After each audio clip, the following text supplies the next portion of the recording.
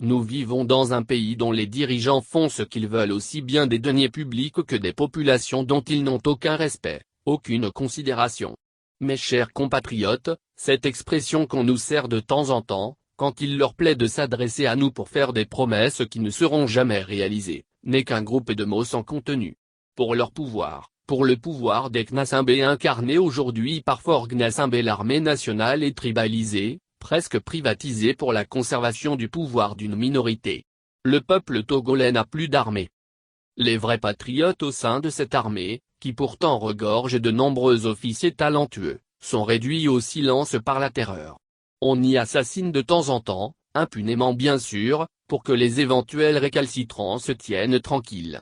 Donc c'est dans cette logique de se considérer comme un État dans un État que l'armée togolaise peut faire ce qu'elle veut, être déployée et terroriser, torturer ou même tuer les citoyens quand elle veut, où elle veut, sans que personne ne bronche. Nous doutons fort que la ministre de tutelle, qui ne serait qu'une marionnette, soit au courant des turpitudes de l'armée dont elle a normalement la charge. Les derniers faits d'armes de cette armée, pas comme les autres, selon nos informations en provenance du pays, ont consisté à arriver de façon impromptue dans des villages, à les encercler, à poster des militaires prêts à tirer, à l'entrée, à la sortie et aux principaux carrefours des localités concernées. Et les malheureux villages dont les populations ont dû avoir la trouille de leur vie pendant plusieurs jours se situent dans la préfecture d'Assoli.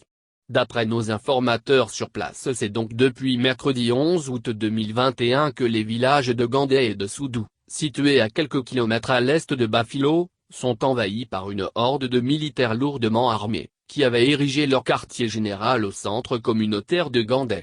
Selon toujours nos informateurs sur les lieux, les militaires ont mis pendant presque 4 jours les villages de Gandé et de Soudou voisins sens dessus-dessous à la recherche d'une arme qui aura disparu. Les coins et recoins des domiciles privés furent fouillés sans mandat de perquisition. Les militaires venus de Kara se seraient finalement repliés après 4 jours de calvaire pour les populations. Qui osera encore évoquer ici la violation de la vie privée et de l'intimité des villageois? Ne devrait-il pas se sentir heureux si personne, au cours de ces jours de calvaire, n'a été violenté, humilié, torturé ou même tué? Avec les militaires togolais qui sont sûrs de jouir d'une totale impunité, tout peut arriver, il suffirait d'un geste perçu comme une provocation, d'un mot murmuré et arrivé aux oreilles d'un des militaires postés là pour qu'un drame arrive.